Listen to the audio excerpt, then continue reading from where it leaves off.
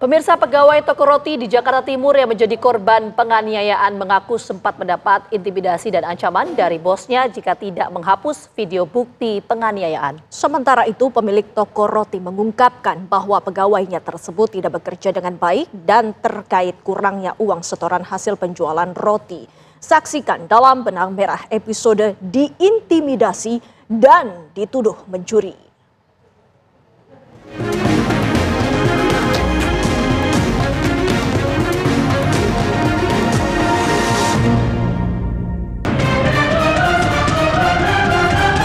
Dia juga pernah ngatain saya miskin, babu. Terus dia juga sempat ngomong, orang miskin kayak lu gak bisa masukin gue ke penjara, gue nih kebal hukum.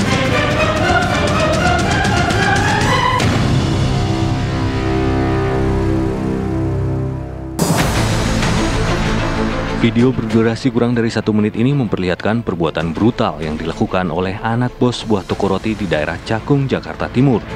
Korban penganiayaan dalam video ini adalah wanita muda berusia 19 tahun yang bekerja sebagai pegawai toko roti. Peristiwa ini terjadi pada 17 Oktober 2024 dan menjadi viral pada pertengahan Desember 2024. Setelah video ini menjadi viral, pelaku penganiayaan ditetapkan sebagai tersangka. Ia kemudian ditangkap polisi saat melarikan diri ke sebuah hotel di Sukabumi, Jawa Barat. Meski sempat mengaku kebal hukum, pelaku akhirnya meminta maaf dan mengaku hilaf. Orang tua tersangka penganiayaan yang juga pemilik toko roti Linda Yes kemudian mengunggah klarifikasi dan permintaan maaf melalui media sosial.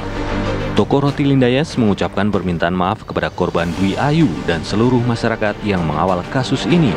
Mereka mengaku menyesali kejadian penganiayaan tersebut dan mendukung pihak kepolisian untuk mengusut kasus itu hingga tuntas. Mereka juga meminta maaf pada pihak-pihak yang merasa telah dirugikan atas kasus ini. Mereka turut menjelaskan alasan kenapa tidak menghubungi pihak korban terkait kasus yang dilaporkan korban ke polisi pada Oktober 2024. Toko roti Linda Yes juga memberikan klarifikasi bahwa Jos tak memiliki jabatan atau posisi apapun dalam usaha Linda Yes. Pelaku penganiayaan juga disebut memiliki keterbelakangan kecerdasan. Selain itu, klarifikasi juga menyebut bahwa kejadian penganiayaan bukan pertama kali ini terjadi. Dan kasus penganiayaan tak hanya menimpa pegawai toko, namun juga pada pemilik toko dan saudara pelaku. Saya pribadi bingung ya, karena apakah ini bentuk pernyataan permintaan maaf? Kalau bicara tulus kita nggak bisa melihat kedalaman hati seseorang ya. Tapi apakah ini pernyataan maaf bentuk sikap empati terhadap apa yang terjadi dengan korban?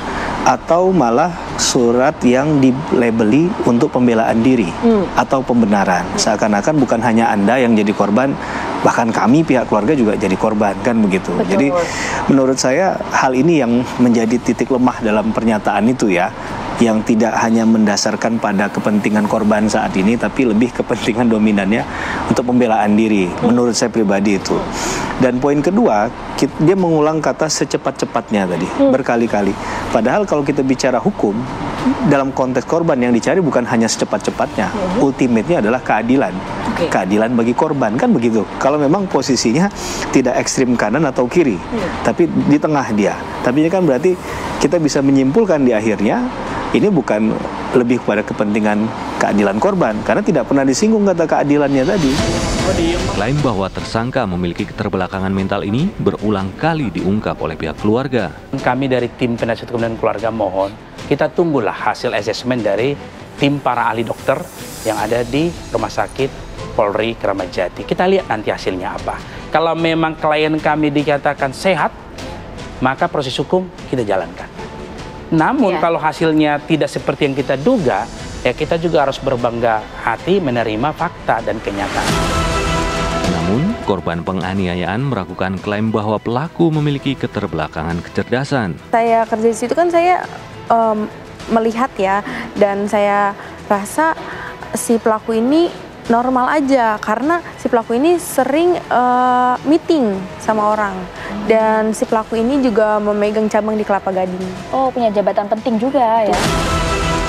Jos Sugama Halim yang berusia 35 tahun ini pun kemudian diperiksa kejiwaannya di RS Polri Kramat Jati, Jakarta Timur. Terkait dengan tersangka tahanan ya, tahanan dalam hal ini adalah GSH, itu sementara ini kita melakukan menyerahkan kepada ahli psikiatri untuk melakukan pemeriksaan.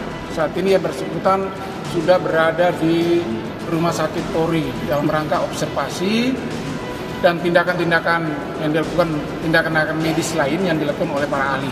Itu kami tidak tahu tahapan-tahapannya, dan sementara demikian yang dapat saya sampaikan. Sampai saat ini hanya omongan-omongan saja dari keluarga ataupun dari pihak pengacara bahwa yang bersangkutan seperti yang disampaikan di media ya.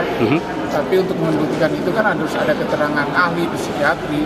Jadi sampai saat ini belum ada bukti ataupun keterangan tambahan dari pihak keluarga ataupun dari tersangka sendiri ataupun dari pengacara tersangka. Sementara itu, teman korban yang merekam video penganiayaan kini tak diketahui keberadaannya. Menurut korban, temannya tersebut merasa ketakutan setelah video yang ia rekam menjadi viral. Selain itu, korban juga mengungkapkan bahwa ia sempat mendapat ancaman dari bos toko roti jika tidak menghapus video rekaman penganiayaan itu. Namun, pesan elektronik dari pemilik toko roti tersebut kemudian dihapus kembali. Setelah video ini viral, si ibunya ini pernah WhatsApp ke saya. Kalau kamu nggak ngapus video ini, saya laporin ke polisi. Tapi itu chatnya dihapus sama dia. Oh, tidak jadi dikirim? Iya, tapi udah saya screenshot untungnya. Oh, kapan itu terjadi, Mbak? Belum lama ini. Korban juga mengungkapkan bahwa gajinya sebesar 2,1 juta rupiah belum dibayarkan oleh pihak toko roti. Gaji bulan Oktober itu belum dibayar. Emang sempet si ibunya ini nyuruh saya ngambil duit gaji ke toko. Tapi kan dengan kondisi yang seperti ini, tidak memungkinkan untuk saya datang ke toko itu. Ini setelah kejadian ya, Mbak? Iya, betul.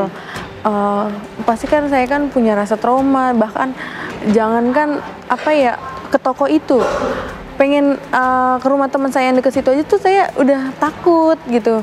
Jadi nggak memungkinkan lah untuk saya tuh ngambil gaji ke sana. Saya tuh udah sempat ngomong, ibu mendingan TF aja, tapi si ibunya ini nggak mau TF. Sementara itu, Linda Pancawati, pemilik toko roti, membantah tuduhan itu. Dalam sebuah wawancara, pemilik toko roti menyatakan ada alasan pekerjaan yang membuat gaji Ayu ditahan dan sudah meminta Ayu untuk datang mengambil gajinya. Namun, Ayu menolak dengan alasan tidak diizinkan oleh orang tuanya. Pemilik toko roti mengungkapkan bahwa pegawainya tersebut tidak bekerja dengan baik dan terkait kurangnya uang setoran hasil penjualan roti. Setelah kasusnya menjadi viral, terungkap fakta bahwa penganiayaan dan kekerasan verbal sudah seringkali dilakukan oleh anak pemilik toko roti kepada para pegawai di tempat itu. Dwi Ayu juga mengungkapkan bahwa para pekerja lain juga sering mengalami keterlambatan gaji. Ia bahkan mengaku terpaksa bekerja hingga 18 jam sehari dengan alasan toko tersebut kekurangan tenaga kerja. Saksikan dalam Benang Merah episode selanjutnya.